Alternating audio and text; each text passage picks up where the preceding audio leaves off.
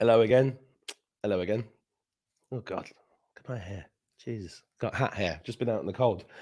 Welcome to the Mark Out Show, Adventure to the Cosmic Suit. How's it going? Second time today, live. Recorded quite a few shows at the moment. If you missed the live earlier, go and have a look at it because if you missed that, you might not know about the Ricardo Bosi interview that I did on Rumble, on the Rumble channel on Monday, which was amazing. Even if I say so myself, I really like that guy. He was great fun. And he's more than that, much more profound than just being fun. But today, hello, Kate is awake. Good to see you again, Michelle Wade. Hello, Maria Francesca. Oh, I'm no good with that. Portugal. Anyway, love Portugal. Beautiful place. Celeste Carter. Hello. Yeah, Buffalo, New York. I did enjoy being in New York. When was it? I don't know. I don't even know what day of the week it is. Hello, Lucy Herbert. Hello, Annette Martin Gibson. Wow, some of these names are challenging for me. I'm just an ordinary boy from Northampton. I've got a couple of mates with me today. Please welcome Phil Escott and Ben Hunt. Hi, guys. Hey, Mark. Hello, mate. Hi. Do you know what I'm drinking? Come on. No, they're all shouting. They're all shouting at the screen. Booze. No, this is rhubarb tea with collagen peptides and I forgot glycine and milk. It's amazing. It's a really nice drink. You should try it. Beer, no. Lee Dimeo coffee, no, not beer. I don't actually drink beer. Ben likes beer, but I don't. I've never really. How are you guys? Great. Excellent. Thank you. Gleaming. Yeah. So you guys watching, these are two of the team that wrote the Red Pill Revolution book and recently released the Red Pill Revolution Food Revolution, yeah. Food Revolution. Yeah, the Red Pill Food Revolution book. It's now coming out at the beginning of March. Oh, it's not out yet? No, about 3 weeks off. Well, you've been putting all that together the last year? Yeah, it took about 18 months to write it, and then it's taken another year for it finally to come out. Ben is a prolific producer of books. I've known Ben for about 14 years. Yeah, 09, so yeah, 14 years. Yeah. We met at an internet marketing conference and discovered a mutual love for the Robert De Niro film Midnight Run. You guys couldn't deliver a bottle of milk. Speaking to the microphone. And we've had a few nights quoting that film over the years. But reintroduced when you got together with these guys, Phil, Jeremy, Graham, and produced that first Red Pill Revolution book. How's that book gone down? How dare I ask how many you've sold? We don't actually know for sure because it's been going off in the US. But what we've done is we're taking all proceeds from the US sales, and they're getting ploughed into PR for the new book. Cool. I mean, I was really glad you wrote it, and it's a great sort of intro to this incredibly funky time, isn't it? Yeah, it's kind of designed not to grab you by the collar and throw you headfirst down the rabbit hole, but just show you the rabbit hole and allow you to peek down at your own convenience, and you can take it on from there. So it's kind of like a gateway drug, really, for awakening. It's a great one for people who are sort of thinking, well, there's something a bit wrong, but we're not quite sure what yet. You know, they're not quite ready for the full onslaught. But I think we go for the full onslaught in the Red Pill Food Revolution, at least on the food side, because people need to wake up about that stuff now. Well, I did that challenge with Jeremy last year, and I went carnivore after meeting you, and it's had a big effect on me because food's just been weaponized. I was doing an interview with somebody else this morning who's a doctor, and I said the same thing to him. It's going to be up on the channel probably tomorrow, and apart from the obvious stuff like the pesticides, and then the bad water, and then the GMOs. genetic modification, and the processed food and the fast food, apart from all of that, it's lovely. I mean, Ben, in particular, did you discover stuff that you didn't know in the production of this book that surprised you? Yeah, I mean, the writing of the book knocked me for six. Some massive takeaways, and one of the biggest, most obvious ones is really getting my teeth into, metaphorically, really understanding that for 99% of human existence, as it is commonly understood, I mean, we have to put this always in quotes, that the human Homo sapiens is supposed to have been around for about 200,000 years, and for 99% of that time, we've been hunter-gatherers. And 70% of that period, the Earth has been beset by ice ages. So 140 out of the last 200,000 years, we've been in ice ages. And there ain't no way that we've been living off green leafy vegetables for that time. No. And even when there's an ice age in like the northern part of the northern hemisphere, what that means is that there's so much water locked up in the ice sheets that the tropics then became really dry.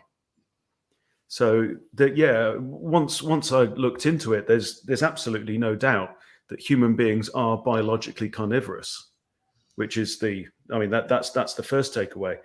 But then the second biggest realization I'd say is that when the last ice age came to an end about 14,000 years ago, which is very recent, I mean, blink of an eye in evolutionary terms, that what happened not only to the way that we lived in our lifestyle, but when we started to grow our own food from plants, that it radically transformed society. We no longer lived in these small tribes where you knew everyone's face and everyone could have a voice around the campfire.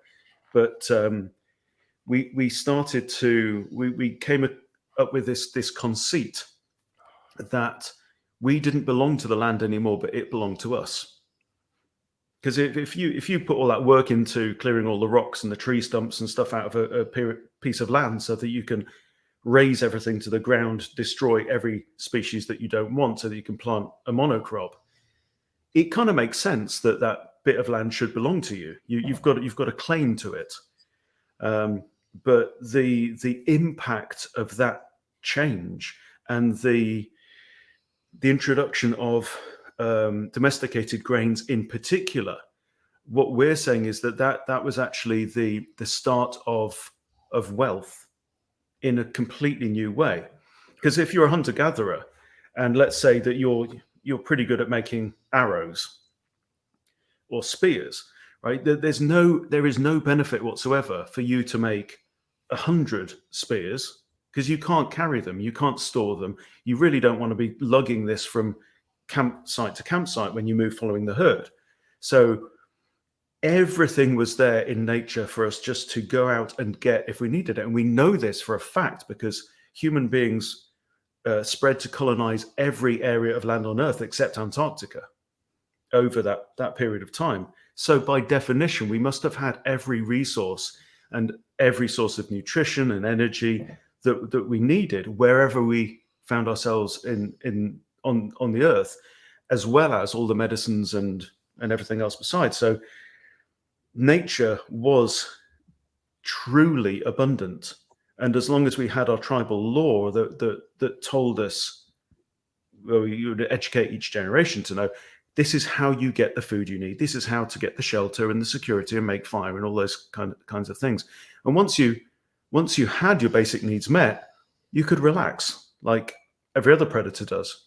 You spend a load of time lounging around and enjoying yourself.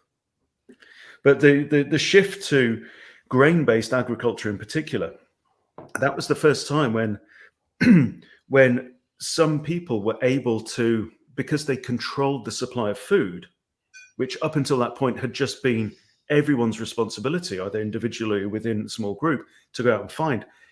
The landowner then controlled the supply of food. And that meant that the landowners, the owners, the original owners, you have owners, they own you. George Carlin.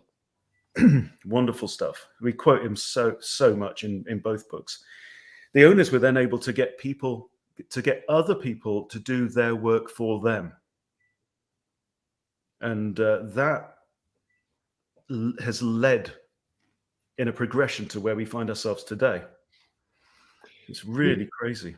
You know, I think the what people, I would love that people were more aware of is maybe instead of studying diet, where it's all incredibly confusing. You know, if you just come into it and look at it, you've got people saying this, people saying that, somebody healed themselves on juices, somebody healed themselves on dry fasting or whatever it is.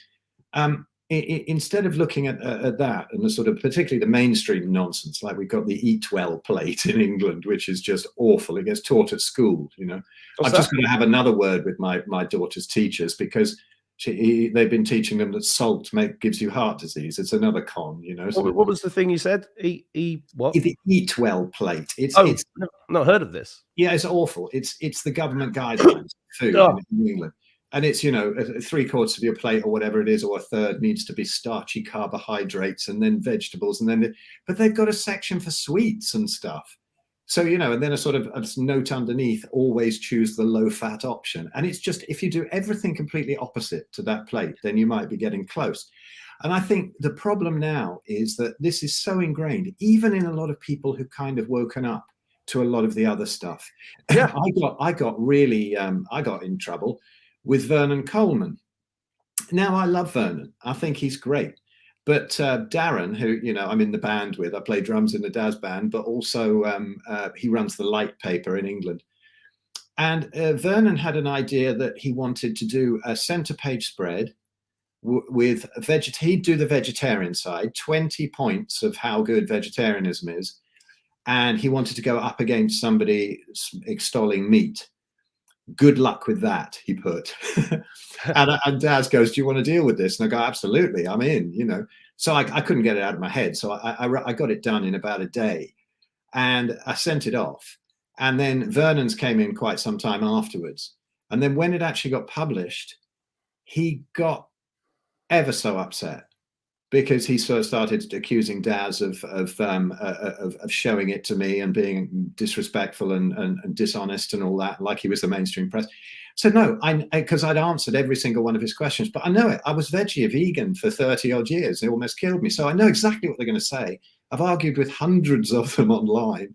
And so I know every single question. So I did that. And he was so upset. I sent him this email saying, look, you know, and I'd mentioned that I'd done a video. I put Vernon Coleman, you're wrong about meat on my YouTube channel. And he decided, because he can't get into YouTube anymore, they don't even let him in. I mean, he could have used someone else's account to watch it, but he assumed it was an attack, and it wasn't. I did it in his style, you know, and I was going, this is thank you for watching a middle-aged man in a chair, because I'm not quite as old as him yet.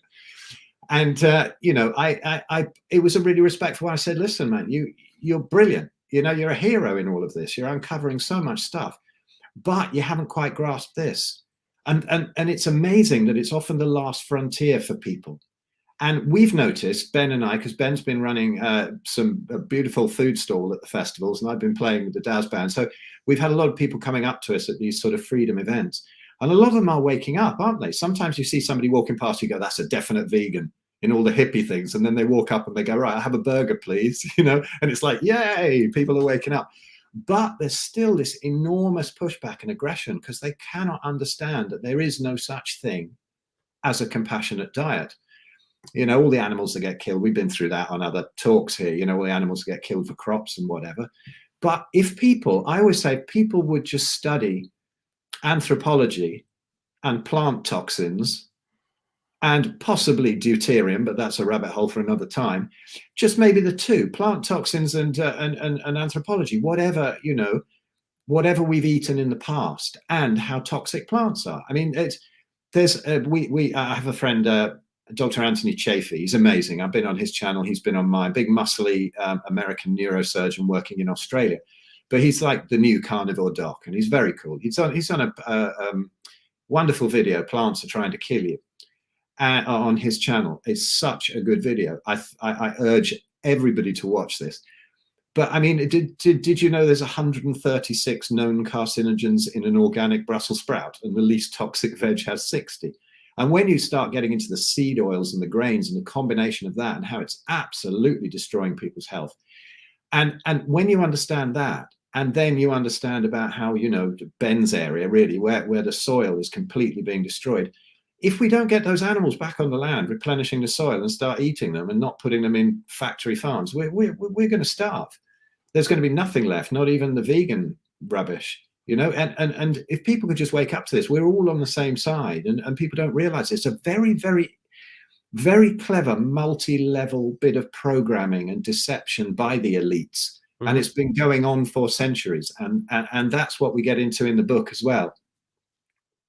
Well, you know, I've said this many times, but, you know, I've talked about lots of controversial subjects on this channel, but by a long mile, the most controversial thing is when I talk about this. Because people are so emotionally attached to these ideas, and you know, Disney have spent 100 years making the animals all fluffy and with personalities. And, you know, I don't like having to kill an animal to eat meat. I don't, you know, especially the way that most animals are killed. It's awful, but I had to experience it for myself because I was not doing well being a vegan. I was not doing well being a vegetarian. I was hugely overweight. I was a heart attack waiting to happen. And since I've been mainly carnivore for the last year, I'm you know, my body's reversing age. You know, there was a I've shown this video before, but I was at a party about a few months ago, and I just did a handstand and a body pop. And I'm 53, and I was like, oh, I couldn't do that 2 years ago, because I remember trying to do a handstand a few years ago, and I was like, I can't do this. I'd passed it now. But there I am doing it again, and I haven't really. It's just been diet. The diet's been the major change, and I've really upset some people when I realized, before I met you guys, I realized that veganism, in and of itself, is part of the satanic agenda. And then that really upsets people. And then, but if you look around, it's everywhere. And if the government's saying it, I think it was you guys that came up with this phrase, one of you. Just do the complete opposite of whatever the government tells you to do, because they everything governments around the world do is to turn you into a piece of slush. You know, they don't want strong men with testosterone. They don't want strong women. They don't want strong babies. They want weak, pathetic, easy to control, manipulative. You know what I mean? That's what they want. Mark, on that point, you know, and tying in with a comment in the chat here, India does quite well on veg. No, it doesn't. India is the autoimmune capital of the world and diabetes capital of the world, and they have been conquered mostly at times when they weren't eating beef. And I think one of the best examples of this, of a civilization and what happens to it, is Anthony Chaffee often mentions. I mean, look at the Mongol Empire. They were pretty much carnivore, and they sort of raced across the world, sort of doing exactly what they wanted for about 900 years or something, wasn't it? I can't remember. But, you know, they were huge. I mean, the average height was like 6'4". And now you go to Mongolia, see the Mongols, they're not that great. You know, the people who are really healthy, I mean, look at the Maasai, blood, milk and meat. And they are beautifully healthy, wonderful. The Inuit are healthy. People say they're not, and they say, you know, here's an interesting one. Here's an interesting one for the a myth. You know, they say, oh well, all these tribes die young. They're all dying at a very young age. They're not. And plus, there's a wonderful lady you got to get on your show called Mary Ruddick. She was bedridden from veganism for years, and she recovered with a carnivore diet, and now she just travels the world living with all these indigenous tribes. And when you listen to exactly what they eat, with somebody who's lived with them from Africa to the Amazon to the Arctic, and exactly what they eat, even in the Amazon, they're like 90% carnivore. And of course, in the north, they're like 100% carnivore. And she's got a family that she's seen of the old lady's 120 and her daughter's 90. And there's like 6 generations. And this old lady's not wheeled on in a wheelchair. Oh, didn't she do well to get to this age? She's pogoing with the tribe around the campfire, you know? And this is the kind of health it gives you. And there's been an enormous amount of misinformation put out in the Blue Zone books and things like that. The China study, the Blue Zone. Absolute nonsense. They've misrepresented the diets. They've fudged all the data, and it's nonsense. And also, if they dig up the bones, and we see such increase of bone density and muscle mass on a carnivore diet that I think if they dig up those bones from years and years ago or whatever, and they say this person's about 40 and they died at 40, that could easily be double that age. Yeah, well, what's the name of that tribe? The Hunza in Afghanistan, in the mountains? Yeah. I read the book. I think it was a guy in the States in the 50s, I think, heard about this legendary tribe where the average age of death was 120 and people died with a full head of hair and all their own teeth. So he traveled there with a film crew, and he wrote this book, and I read the book. I'm just wondering if I've still got it, but it was an amazing book because they were living exactly like that, and they lived on a slope, so they had their fields were stepped, so they took long strides, you know, which if you're exercising, that's one of the best exercises you can do, is like the farmer's walk. And you know, and it's really straightforward. You know, food has been weaponized against everybody, and it's created obesity. I mean, I was with Gareth Icke and Jamie Icke 2 weeks ago in Derby, and their next documentary they're making is about the normalization of obesity, because that's what's happening. You know, look at Sam Smith, that demonic asshole, the other day at the Grammys, and how fat he's become, and it's like, you know, it's all on purpose. You know, they just want you like those. What's the name of that film with the little robot and all the guys? Wall-E, yeah. Mm-hmm. And all the people are they can't even move out of their chairs. I mean, that's what they want us to become. And we got to fight back, and you have to fight back with an open mind, and you have to fight back armed with knowledge, not with received opinions, because a lot of the majority, well, all of the arguments for veganism are received opinions, created with emotional manipulation. Well, don't you think that it also fits right into the Club of Rome book from the late 60s? Which just preceded the World Economic Forum by about 5 years. The Club of Rome was like the original think tank or prototype for the WEF, and they wrote in their book, which is published, the common enemy of humanity is man. They said we went looking for a problem that we could get behind, and we came up with ecological crisis, and the fact that it was actually human activity that was the cause of all of this thing. So we decided that the common enemy of humanity is man. And when you look at the animal rights movement, the vegan movement, then the common thread throughout all of that is this stinking, putrid smell of misanthropy, that they hate humanity. They feel guilty for being humans, and we should 100% not feel guilty for being humans. And we should, I mean, this is probably the biggest flash of inspiration that came to me out of the writing of the book, is that divorcing human beings from our natural diet, that they've now just repositioned it as a lifestyle choice.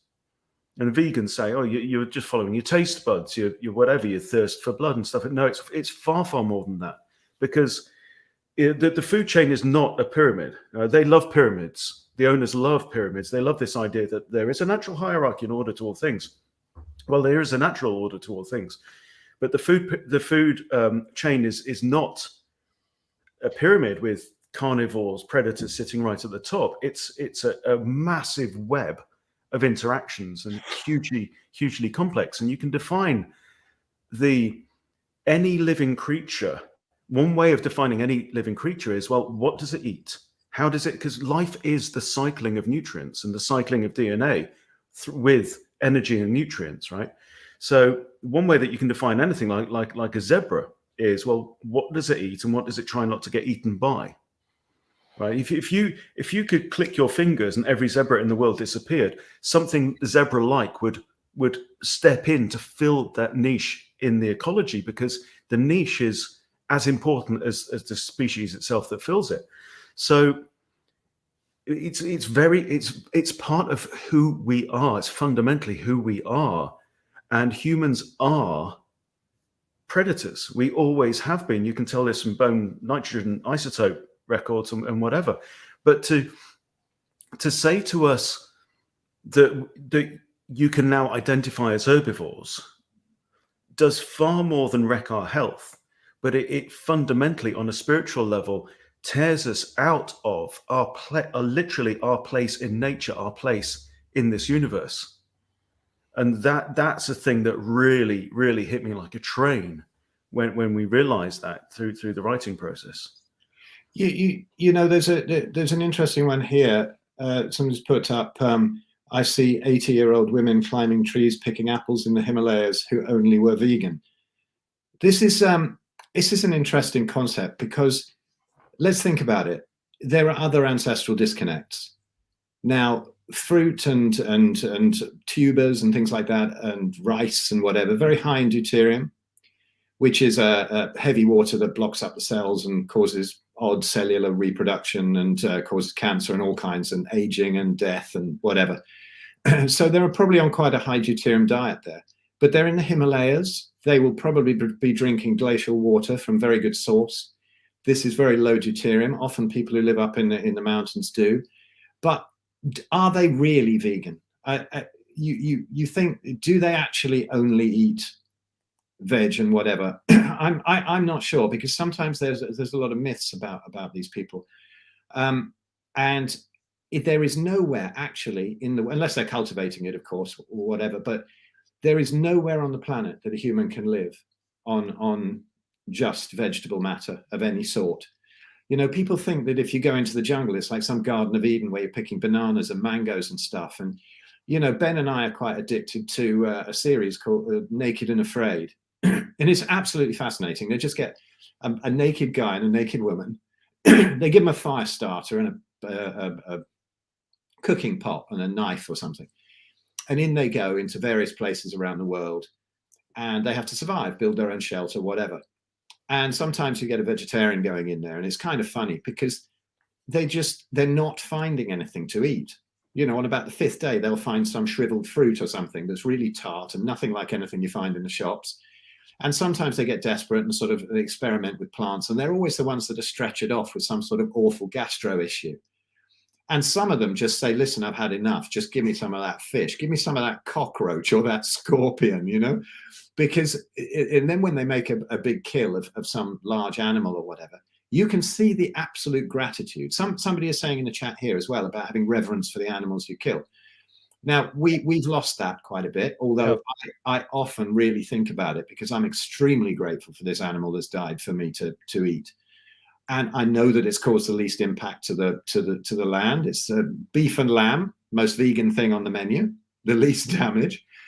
And when you see the gratitude that they have after 2 weeks of not eating, when somebody makes a kill and they're just eating this meat and it's all the juices are flowing down and they're just in ecstasy and so grateful. It's beautiful. I just had a flashback to a survival exercise I did when I was in the RAF, and we were just dropped off in the middle of nowhere with a parachute and a knife, and it was fucking freezing. And the only food we could find, on the first day, the only food we could find was a field full of turnips. So I made every variation of turnip something that I could, soup, whatever. And by the second day we were completely sick of turnips, like you wouldn't believe. So then we managed to catch some rabbits, and then that I can still taste that rabbit. It was amazing because we caught it, we had to skin it, we put it on an open fire on a spit, and it was the most incredible thing because we'd not really eaten anything for a couple of days. So you do crave, you need the meat, the fat, the protein. That's what you need. It's totally natural.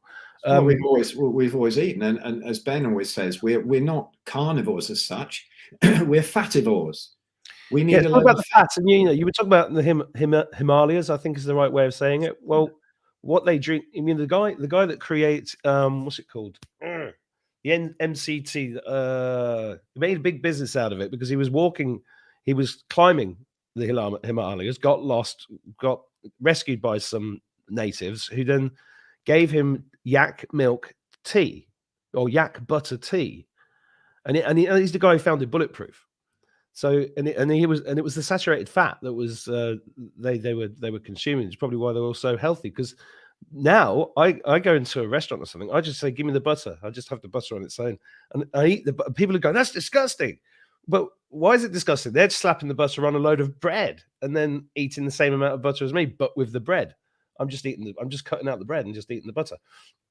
But Shannon T says here, my husband at 65 was not healing from a herniated disc. About 3 weeks later on, he was almost pain-free and healing. We will never go back to veg. Now, the other reason why I can talk about this with authority, when I first met you two, I couldn't, but I can now because I've done it for nearly a year. I did the challenge with Jeremy. We had hundreds and hundreds of people last year doing the Maximize the Light thing. The testimonials were just off the charts. People were just reversing all sorts of illnesses, gaining weight if they were underweight, losing weight if they were overweight, just getting stronger and stronger and stronger. And when I toured America, the amount of people that came up to me outside on the way in and said, hey, Mark, this is my Maximize the Light body. Isn't it amazing? Right? It was astonishing, and Jeremy delivered all the content, but it was like I did the challenge and I've lived with it ever since. And even my young son who lives with me, we eat steak pretty much every night, just a steak with salt. That's it. And Yeah, you don't want the other stuff. Well, you just don't. I don't want the chips in it. Maybe I'll have an egg or an egg yolk scrambled, but you just don't want the other stuff anymore. And it doesn't take long to because you feel the benefit so much that if you do go and eat a pizza or a salad sandwich or something, you just feel awful, don't you?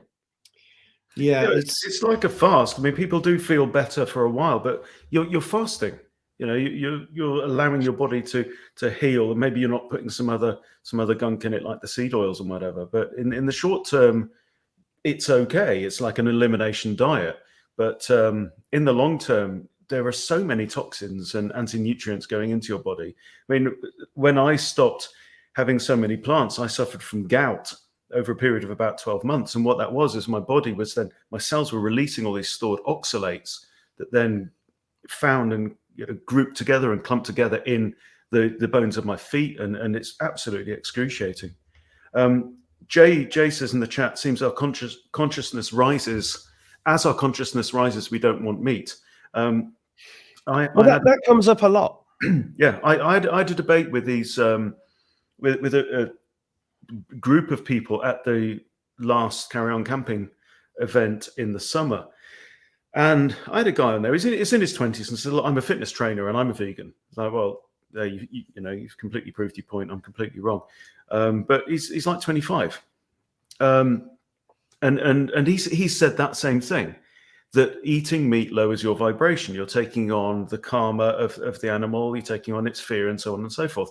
And I collared this guy at the end and I said to him, are you really telling me that you've got 1,000 fathers and mothers who've brought you to this place, right? 1,000 generations of human beings, 990 or so of them have been hunter-gatherers. Are you telling me, right, from your middle-class white position, that you believe that you are more spiritually evolved than every single one of them? Would you turn around and look them in the eyes and tell them that you are more spiritually evolved than those? I think I feel a little Greta outburst welling up in me. I want to go, how dare you, to these guys, like, how you do not disrespect your ancestors in that way. And this is exactly what's going on. That's what I'm talking about. We've been ripped out of our place in the web of life to become what? To become factory farmed animals and given factory feed in the same way that we abuse pigs and chickens and whatever, when we don't allow them not only to eat what they're meant to eat, but to source their own nourishment as well, because that's what life actually is. It's getting up every morning and going, okay, how are we going to get some food today? What do we need to do? Let's design a fish trap. Let's put a hunting party together. Let's go foraging. It's who we are. It's fundamentally who we are. Mm. Yeah, there's something in the chat here about it's not true. There was a pure vegan who was a hippie girl who lived off the land and made it the entire 60 days. I guess that's in Naked and Afraid. That was the Ecuador one. I think she did survive till the end. Yeah. Yeah, but it's surviving. It's not thriving. If 60 days. Again, there was a guy who didn't eat for a year, wasn't there? You know, that guy where they just put him on a fast for a whole year. He was incredibly fat, so he lived off his own fat stores, and he was fine, lost a hell of a lot of weight, and he was absolutely fine at the end.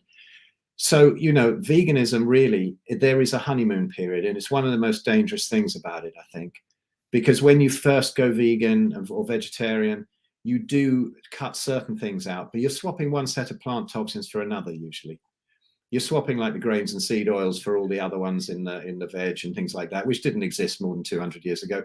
None of these tribes eat stalks and leaves. You know, they'll eat some tubers when they're a bit starving and the hunt's failed. They'll eat some fruit if they find it, but the monkeys will get to it first, and it's only seasonal.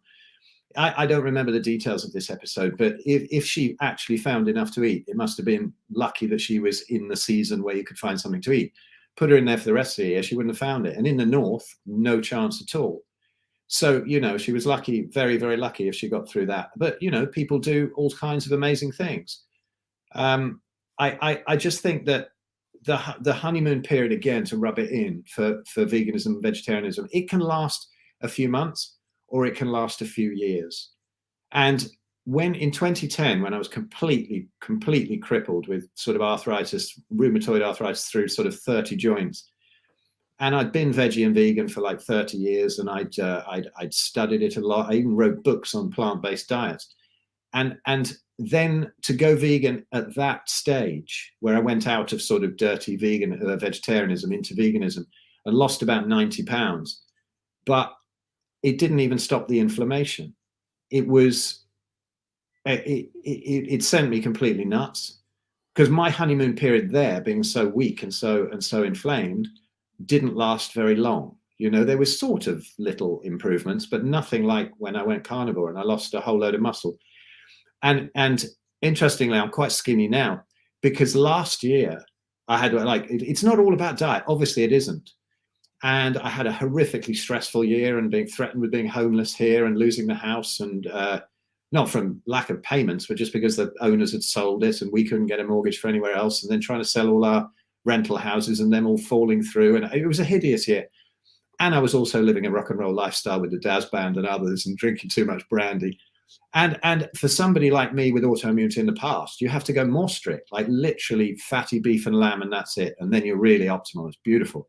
But I've been eating a lot of pork, dairy, eggs, which are absolutely fine for most people, and they won't break you. But when you've already got that in your past, they can be dodgy as well. So I got a huge flare in October, November, lost about 45 pounds, you know, and I wasn't fat in the first place. And the weight's coming back up now, but it took me really going back to strict carnivore. And of course, doing all the emotional stuff, the tapping, because you've got to look for the emotional causes of this as well and cover every side of it. And it 2 months or so to get the inflammation out. You know, I remember having blood tests, because I was kind of fascinated to see, because I was sending them to Zofia Clements, a paleomediciner in Hungary, who is a genius at this. Anybody wants to see the work that she does with a carnivore diet, high fat carnivore diet, incredible results. Cancer, glioblastomas reversing. You know, that is a horrific diagnosis. You're going to be dead in 6 months and have a horrible death with this brain tumor. You know, did things like that, not just arthritis and whatever. And so the docs were like, whoa, how has this inflammation come down? Because I'm not having anything to do with what you're doing. I'm just using you for the blood tests, and I'm having a look at them, and I'm sending them to Zofia.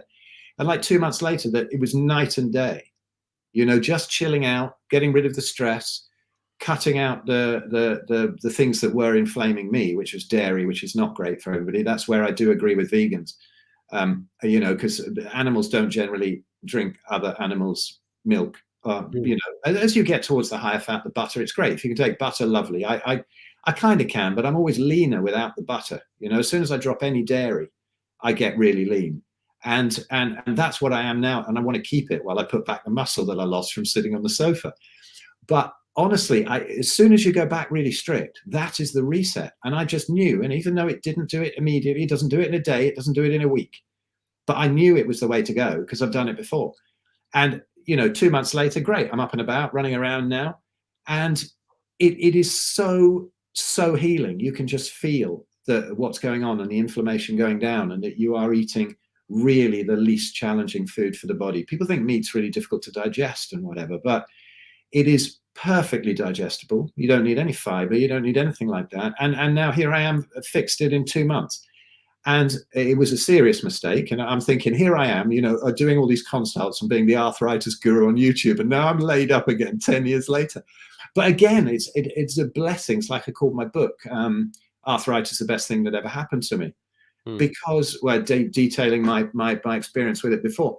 But it was a gain. I have learned so much these 2 months. Getting sick is cool. I think eating all those plant toxins and ending up with kidney stones and arthritis and calcifications and God knows what, it taught me everything I know and led me to some beautiful people that I know now, and it was just the best thing that ever happened to me, really, getting sick. So, even illness is a blessing if you can look at it that way. But I've worked with people with diets for 40 odd years and seen with everything, veganism, vegetarianism, pescatarian, all of these things that I've tried and recommended to people and whatever. Never have I seen anything even close to the results on a carnivore diet. Not close. On that point, sorry, Mark. On that point, Akira I am says in the chat, there is no one diet that's perfect for all. I've had people argue to me that it comes down to your blood type, whether you should eat meat or eat plants and stuff like that. If that were true, it would make us completely unique among all species on Earth, because you don't get lions who are vegetarian or orcas or dolphins that are vegetarian, right? Human beings should eat what human beings have always eaten. Is there one diet that's perfect for all? Well, we're not here to say that anyone should eat anything. In fact, we will stand and fight for every individual's right as a sovereign human being to follow their own morality and their own spirit about what they want to eat. If somebody wants to say, I demand to eat nothing but mung beans, I will fight for their right to do so. What we're saying is that the meat and the fat of ruminant animals plus salt and water is the least stressful way of eating that there is on the planet. And if your gut is wrecked, which can happen with lots and lots of fiber, lots of grains over time, and the gut becomes permeable, and that can lead to autoimmunity and other things, then ruminant meat and fat is probably ideal for you. That's the lion diet. The lion diet, yeah. That's what it's called, yeah. And that's what the paleo medicina guys do. Very, very strict, even more strict version of it. But we have to remember that our bodies are also very, very good at dealing with toxins and stresses. Right? You can drink and smoke your whole life, and your body can deal with it. We have livers, lungs, skin, kidneys, all of these methods of and fat storage of stripping toxins out and releasing them gradually at our own rate. The problem is that the modern diet is so toxic that it simply overwhelms your ability to deal with it. That's the main issue. So we're not here to say everybody must eat beef and lamb. Absolutely not. Absolutely sounds like that. This is the dogmatism of the vegans, that kind of mentality. This carnivore it's not a cult. It's just the simplest, most basic human diet. It's not extreme. It's not at all. It's just basic.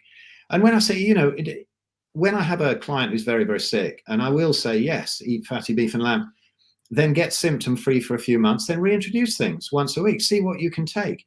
This is a world where we make our own choices. And we should, somebody loves a pizza and they can get away with it, we'll go for it. But sometimes when they're that sick, we are taught, eat the rainbow, eat more fruit and veg, eat more fiber, go low fat. And this is, it's not just mistaken, it is part of the depopulation. It's got to be, because it's so obviously not what we're designed to eat. Look at the biggest eugenicist on the planet, Bill Gates, and he's the biggest farm owner in America. I think he actually died in 2013, to be honest. But the character, the brand of Bill Gates, He's trying to bring in the meat-free bullshit, grown in a lab meat bollocks, and and there's a war on with the eggs at the moment. Have you seen that?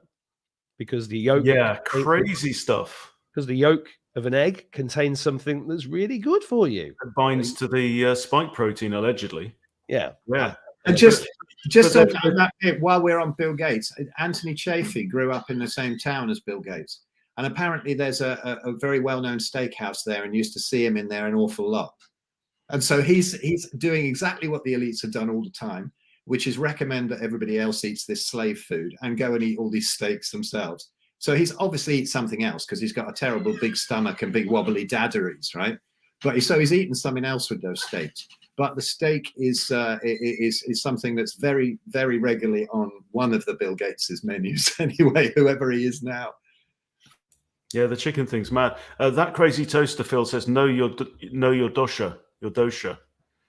I know that's something that you could probably speak to, but it feels, I think, chatting with a kid.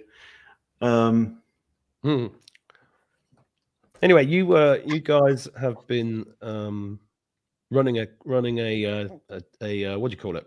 A challenge. How's that going? It's amazing. The big fat challenge. Big fat challenge. Yeah. It's marvelous. I mean, it's Ben's idea, really, to just. I mean, the main thing is that we set it up for is to have a place where people can really learn not to be frightened of good animal fats, because everybody thinks, oh, right, we eat veg or we eat meat, and they think of protein and carbs and all of that. But really, as I said before, we're fativores, and we don't push this carnivory or whatever. Lots of people, because they're finding how amazing it is, they were hearing other people's testimonials, weren't they? Just like in the Maximize Your Light thing last time. But they're just they're hearing all the incredible healing that other people are having on just meat, and so they're jumping on it. So it is becoming a bit of a carnivore thing. But no, there's no dogmatism there, and we deal with everything, from light to emotional stuff to deuterium to all the ancestral disconnects, and we have a wonderful time. The tribe is just becoming really nice and close, and a lot. I put a post up in my 100% Carnivore and Beyond Facebook group, about 17,000 people in it. And I tagged with that at everyone thing. I don't use it much, but they really, really kicked off. Some people, why are you tagging? Why would I spend, $99? Or to join halfway through now, we've got $49. Join us for these 6 weeks coming up, the second half of it. Get Ben to talk more about that. But they were really kicking off. Why should you spend $49? Well, we have daily calls of an hour. We have just so much support for people, to hold their hands through it. All sorts of things come up. I mean, it sounds really simple. Just eat meat, drink water. And if that's good for you, great. Absolutely fine, But there are so many questions. There are so many layers. Oh, it takes watching. It's pulling it apart. And people have little questions. Like something comes up. What about butter? What about this? What about that? A million things. How do you cook this? Where do you source that? How long before I get well? These sort of things. And it's just wonderful seeing people being able to answer these questions, be part of this lovely community. It's brilliant. I've learned a lot, made a bunch of new friends, and we want to carry it on every month. But I think Jeremy, you did the Maximize Your Light thing with Jeremy last time. Again, it's it was the four of us in the Human Unleashed, and Jeremy and Graham are doing one. We're doing one. Some people are members of both. Yeah. Some one or the other. It depends on what sort of flavor of character you like. I guess I think ours is more. I have more of the sort of autoimmunity angle. Having been through it and come out of it, through it and come out of it, and I know so many tweaks and little tiny things that make all the world of difference, that could stop people having to research for years and years and years. And I love doing that. I love seeing people healing way faster than I did. It's beautiful, beautiful, so rewarding. And so this is why we're doing it. It's just lovely. I mean, we did one at 7 o'clock this morning, and it's like I woke up about 5 and it's not, oh shit, I've got a call. It's just like, yeah, I wonder what's going to happen today. Lovely, lovely. So Ben, what do you feel about it? I'm just loving it. Actually, I look forward to these calls, and I'm amazed every time how quickly an hour goes by. And we've got people from all over the world. We've got them in Australia, South Africa, both sides of the US. So we do calls, like Phil said, every day of the week for 60 minutes, but they're all at different times of day to allow different people to come along. So but what we've decided to do, because the feedback, and if you go to the link that Mark's put there, tmas.tv/bigfatchallenge, read some of the testimonials that we've got from people. And talking about not just weight loss, but energy elevation and mood stability, for me, has been the massive takeaway from cutting out all the bread and all the other veggies and sugar in particular as well. Because basically, wheat and sugar are drugs. They work like drugs.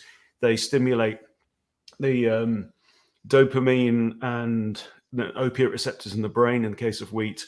So yeah, really interesting. But so what we've decided to do is to, if people want to join halfway through, instead of being $99 for 3 months, which is a steal, we had somebody on there say, you guys could have charged $1,000 for this program, and you made it $99. And I'm glad you did, because I wouldn't have been able to afford $1,000.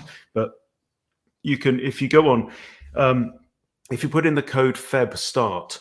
So Mark, if you could maybe add that to the screen as well, all in caps, FEBSTART, then you can join for the second 6 weeks of it, but only $49 instead of the. Yeah, but they get access to the recordings of the first. Everything's recorded, and you get access to the Red Pill Food Revolution book in PDF and audiobook form as well. And the rest of the world doesn't get that until March. But people are working through FEBSTART. Yeah.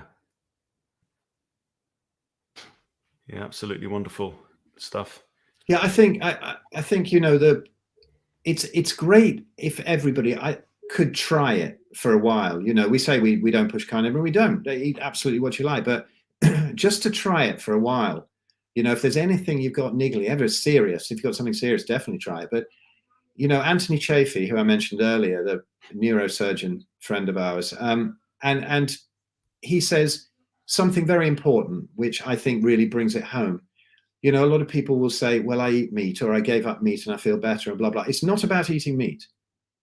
It's about eating no plants. If you want to really get the benefit of this, he says 95% of the benefits come when you drop the last 5% of the plants. And I've seen this, and particularly in cases like MS, which are quite complicated to get rid of.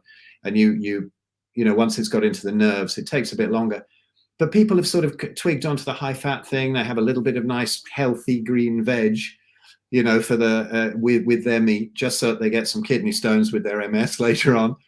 But, they'll do that. They'll go keto and they get some improvements. But then the improvement when they actually drop those last few veg out is astonishing, even better than the improvement when they go from a regular diet to like a keto diet with some veg.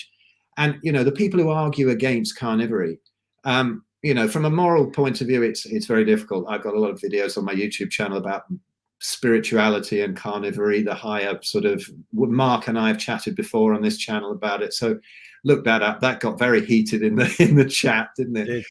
But if you do take it back to that for a while and just see what happens, you won't argue with it again. And then if you want to drift off from it, absolutely fine. Then if you need to come back to it, come back to it. It's absolutely must stress that this challenge we're doing here and everything that we talk about in it, it's not dogmatic at all. People are falling off the wagon and we laugh about it, and then they find, we hear about, oh God, I ate some wheat last night and I'm so bloated today, or whatever's happened. And it's just kind of funny, and we laugh about it, and we have a great time. But we do also get into all the other sides of it, all the spirituality and whatever. We've got Sina on there, Sina Fjord, who is great, who popped up on the challenge. But turns out she's a great expert and teacher of EFT, emotional freedom technique. And so she's got some masterclass things there and some specific, the specific things for sort of addictions and this and that. And it's wonderful. So that gets people over the initial stages where they're craving the carbohydrates as the gut flora rebalances. And, it's lovely, and it's just a great community. So come along and check it out. Well, I support it all the way. I can vouch for these guys 100%. They all their intention. They're selling it far too cheap, but they didn't ring me to ask me my advice. But actually, I've been talking a lot about 5D business, and pretty much everything that I do is pay what you want. Because we've got multimillionaires watching these shows. We've got people who are on the breadline, and nobody should miss out. I think they've been very generous with that, because I've actually looked inside the Big Fat Challenge course, and like I said, Ben, I've known Ben for 14 years, and he leaves no stone unturned in terms of like output. He's a perfectionist, and it's really, really thorough in there, is what I'd say. Thoroughly good. I just throw things together, but Ben does it properly, and he's written a lot of books. Actually, how many books have you written now, Ben? It's about get on for 10, probably. I'd say. That's nuts. And he's such a great writer. I mean, if anybody's interested in this content, I've got to say, we all contributed basically as consultants. We did lots of Zoom calls, and then Ben would take what we'd said and chatted about and write it. But basically, Ben is the actual writer of this book, and we help with all the knowledge on calls and whatever. But what a writer. I mean, I've written books, and I keep saying I thought I was a good writer till I met Ben.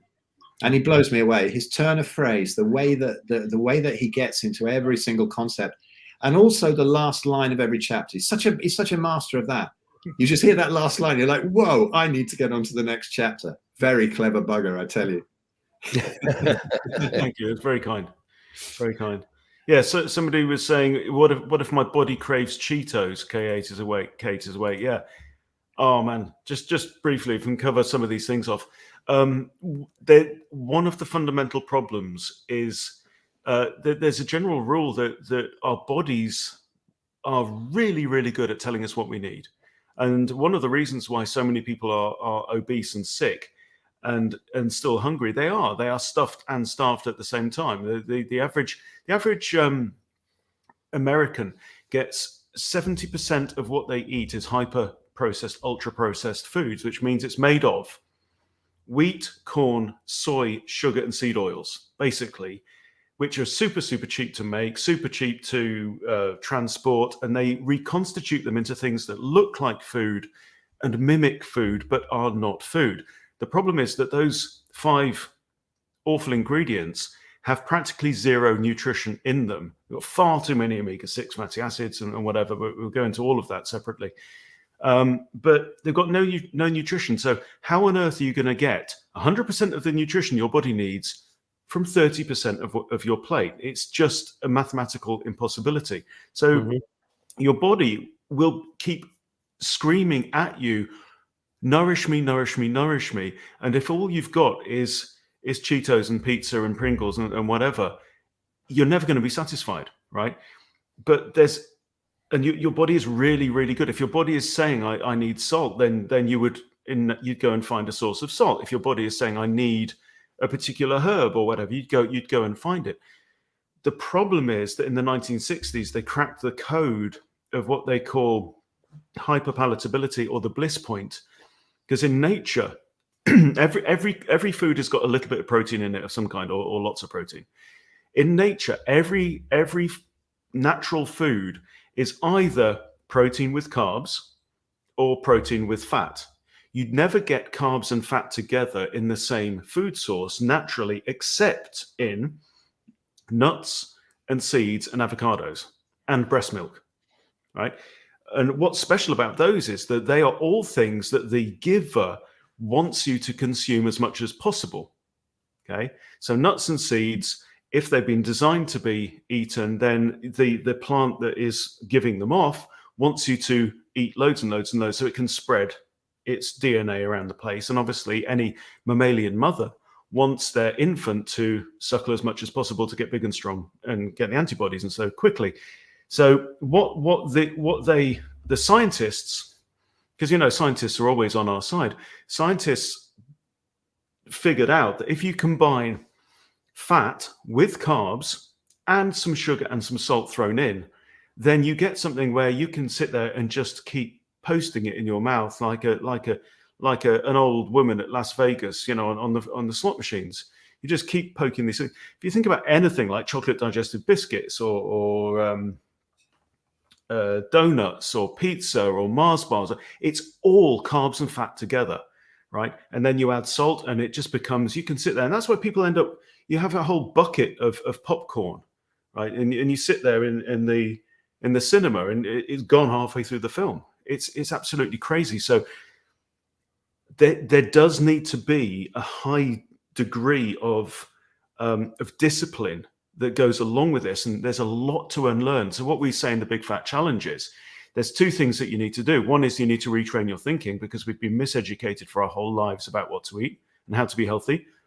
There is no other species on Earth that isn't born with the knowledge of how to feed itself properly. You know, humans, the only species intelligent enough to create our own food and dumb enough to eat it. We've been described as, right? So you need to retrain your thinking about it, and you also need to retrain your habits. Some people have got that level of discipline to do that straight off the bat. For others, they really value coaching and community and having a tribe to go through with it, and that's why the Big Fat Challenge is there.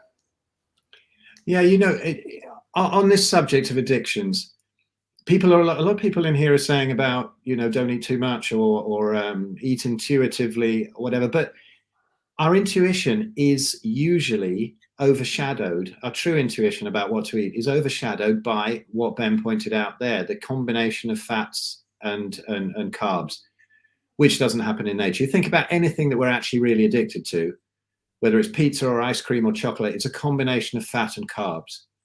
And this really ruins the whole of leptin signaling, which is a hormone that tells you when you're full. Now, after a while, the difficult time, you know, is like the first 30 days, and then it gets easier. And then after 90 days, you know, that's a really good time for a reset. But at the beginning, it's very difficult. You're getting all these cravings. And if you ate intuitively, you'd go and just binge on some sort of sugars or some savory, fatty thing. With carbs in, like a pizza or something. But after a while, whatever happens, you retrain your brain, you get your gut flora reestablished, and to a correct balance or whatever, for whatever that balance is at the time. Nobody really understands the microbiome. But, you know, then you find that those cravings die down, and then you get subtler cravings. Like, I know exactly whether it's a day where I need some fish or some oysters or some beef or some lamb. It's a much more subtle intuition. And then somebody said, we don't need to be so gluttonous. And I think that's absolutely true. But if you, when you're carnivore, you don't get that hungry because your energy and your emotions and everything are so very stable on running on fats. But when you do eat, when you get hungry and you think, right, I could eat, I could go 3 days without it though, but I could eat. So you eat, and you're full. There's a certain amount of steak you can have, and then you've had enough, or whatever it is you're eating. But then if you think about it, you could probably eat like a bucket full of Haagen-Dazs ice cream or something, because there's always like that dessert stomach or whatever that people say. But once you've eaten enough, it is pretty much impossible to overeat on carnivore, because there just comes a point where meat doesn't taste any good anymore. And it tastes fantastic, and then you eat, and then it doesn't, and then don't have a bite more, and then wait until you're hungry again. It's very, very simple. And you eat fewer times, and you don't eat so much volume because it's so nutrient dense. And that's the thing that I would say about the gluttony and the food addictions. Once you got rid of the addictions, because we tend to identify addictions as cravings and intuition, but until you're free of them for a while, like an alcoholic is going to say, right, I need a drink. You know, and that is his intuition, but it's not really, it's his addiction. Same with a smack addict or anything. And it's really the same with the mix of carbohydrates and fats, and the deadly mix of the seed oils and grains. You know, I mean, even beautiful raw dairy with some honey in mixed up, one of the most beautiful things ever. I could drink that all day. But that's fats and carbs, and it will give you trouble, even though they're both natural. But then when you get into the realms of the seed oils mixed with the grains and do the carbs and fats mixed that way, absolutely deadly. Ruins all your body's signaling and everything. And just really quickly here on the blood type thing, it's nonsense, absolute nonsense. I've done polls. I've got big Facebook groups. I bought that book years ago. Followed that diet. D'Adamo, yeah, he needs a spanking. He needs to go to prison for the amount of people he's messed about. He's definitely one of the controlled opposition. But you know, A and B types all healing beautifully on carnivore, and saying that this guy delayed their healing with his books. Animals have varying blood types. There is no lion anywhere that says, do you know what? I think I'll pass up on that antelope and I'll wait for a quinoa salad, you know, because I've got a different blood type. It doesn't happen. They have varying blood types. It's absolutely nonsense. If your blood's red, eat meat. Simple as that. Mick or Mike says, is fruit bad? Again, we would always defer to the ancestral history. Our ancestors will probably have gorged themselves on soft fruits like raspberries and blackberries when available at the appropriate time of year. And they would only have been available for a few weeks. And interestingly, those few weeks of the year, we're talking about late summer into autumn in the northern hemisphere here. Even during the ice ages, there would have been some of that, and they would probably have filled a basket. They'll have filled their face with these fruits. Now, what's interesting about the fruits is high amount of sugar, including fructose, which your body can't actually metabolize. It will be stored as glycogen and then fat in your liver.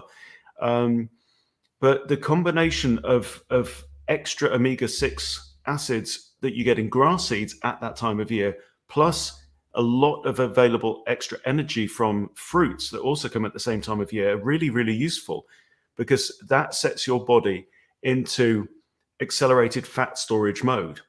And that's super important. And so fruit is absolutely good in that respect, because it helped our ancestors to lay down a lot of body fat, which would help insulate you and nourish you through the winter months, which you can imagine would be jolly cold during an ice age.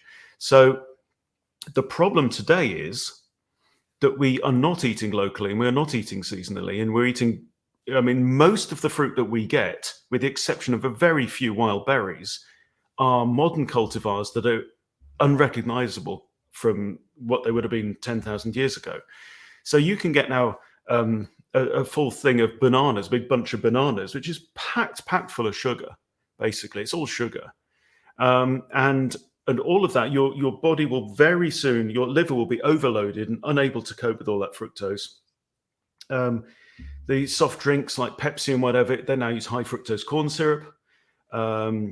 Table sugar is actually a combination of one glucose and one fructose molecule. Sucrose is a disaccharide made out of the two. So most people today are absolutely drenched in this fructose stuff. And that then builds up in your liver, creates non-alcoholic fatty liver disease, then goes onto your pancreas because it's got to go somewhere, clogs up your pancreas, and the pancreas then is unable to produce insulin, and that's what causes type 2 diabetes. So is fruit bad? No. But eating a load of fruit every single day of the bloody year, right, and combined with lots of starch, all the carbohydrates, all that stuff, that is the primary cause of the obesity epidemic, and all the omega-6 fatty acids, which do exactly the same thing. So basically, most people in the West now, and a lot of people in the developing world, so-called, are simply in hyper-accelerated fat storage mode 365 days of the year, and we are not supposed to be doing that. Laying down fat is good. Living off your body fat is good. Fruit, it can be helpful. Grass seeds can be helpful, but you do all of that stuff in excess and your body simply can't cope. That's my answer. Yeah, and also, you know, that fruit is very high in deuterium. All the sort of reproductive parts of the fruit, you find is very high in deuterium. Nature gives it to us when the sun's out, which depletes deuterium. It's mostly for the benefit of the plants. So if you're going out and picking wild berries and eating them in season, it's absolutely fine. Nature had designed us to get rid of that deuterium. It's given us vitamin C in there as well. So when we take high fructose, we need more vitamin C. Now, no carnivore who eats only meat has ever got scurvy. This is the one thing they say, are you going to get scurvy? Vitamin C. You don't take in any vitamin C. Well, if you don't eat carbohydrates, you don't need that extra vitamin C. You only need the amount that's in meat. That's why the Inuit don't die of scurvy. So Nature knows that it gives you that vitamin C when you're eating the sugars. Nature just knows everything. If you just ignore all the diet gurus and refer it all back to nature and what the seasons have given us. But fruit is unnecessary. When you're very sick, it will set you back, particularly the fibrous fruits, because that irritates the gut. They wouldn't hurt you if you were healthy, but we don't need them. And they're, like Ben says, they're nothing like they used to be in the wild, most of them. So they're nowhere near as much of a problem as a Brussels sprout or some spinach or some kale. Don't eat that stuff. That's really awful, and no one likes it anyway, right? It tastes shite, and then what you really need to do is cover it in butter to make it taste nice. So I used to feel so righteous as I stuffed my kale into my juicer, and I'm like, I'm doing a really good thing for my body here, and I fucking hated it. Yeah, exactly. Your body tells you. I mean, it is revolting stuff. None of the tribes eat anything like that. It's just. I mean, it's touted as one of the most healthy things, isn't it? And this has definitely got to be part of the agenda because it's one of the most poisonous things. I mean, the oxalates are a horrific issue. Well, in spinach, it's really high, isn't it? Yeah, and they've been. That's why they invented Popeye. Yes, yeah, exactly. Yeah, we don't see him just screaming. I'm Popeye the Sailor Man. I lives in a spinach can. I'm not going to do the rest because it's rude. Yeah, we don't see him screaming and rolling around on the floor with a kidney stone, do we? But I bet he would have done if he'd have had that much spinach. Yeah, I certainly did. And all of this stuff is brought in to fool us because it's unpalatable crap. Some people pop up and they go, "Oh, I love a bit of kale." Well, I don't know. I bet there's something else you like better, right? So it won't be your favorite thing you drop out the diet. Easy I like to think, there's a meme, isn't there, where it says, always add coconut oil to your kale because it makes it much easier to scrape it into the bin. Easiest test: get a piece of kale and a piece of crispy bacon, give them both to a toddler, and trust the toddler because we are born knowing what's good for us, what tastes good for us. Yeah, well, the vegans turn that around and say give a bit of raw meat and give an apple to a toddler, and they'll eat the apple. Yeah, sure they will. But in the wild, when would they have got it? Not very often, right? We're all addicted to fruit. It's like Mary Ruddick was talking about it, on the interview I did, and when she was out there with the Hadza and the Maasai, and she said she's asking them what their favorite foods are. Honey, every time they say honey is the favorite food. But they don't get it very often. It's very dangerous to collect. They can't just go down and get jars of it. They get stung to bits. They have to climb trees and fall out of them, climb cliff faces to get to the bee's nest. Awful business to get hold of it, but they will gorge on it and they love it. But the second favorite is meat because that's their staple. And then when they have to eat these tubers, they don't even like them. And that's it, So a baby is going to eat an apple, but not kale. All this talk about food is making me hungry. I've got to go make dinner. But bottom line, guys, we're not saying to anyone you should believe what we're saying. Absolutely not believe what you're saying. You can trust your body.